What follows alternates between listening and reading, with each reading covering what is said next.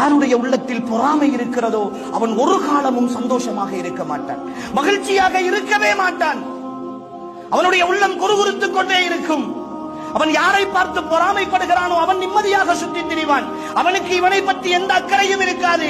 ஆனால் இவனுக்கு அவன் கடந்து போகிற பொழுதெல்லாம் நெஞ்சுக்குள் இடிக்கும். அவன் தாண்டி போகிற பொழுதெல்லாம் வயிறு எரிந்து கொண்டே இருக்கும். அவன் அனுபவிக்கிற ஒவ்வொரு ரூபாயை பார்க்கிற பொழுதும் இவன் நிம்மதி இழந்து தவித்துக் கொண்டே இருப்பான். இவனுடைய தூக்கம் பறிபோயிருக்கும், இவனுடைய சந்தோஷம் பறிபோயிருக்கும். குடும்பத்தோடு மனைவியோடு பேசுவதென்றால் கூட இவன் அடுத்தவர்களுடைய குறைகளைத்தான் பேசிக் கொண்டிருப்பான். இது ஆண்களுக்கு மட்டுமல்ல, இந்த நோய் பெண்களிடத்திலும் அதிகமாக இருக்கிறது. இந்த பொறாமை என்ற குணம்.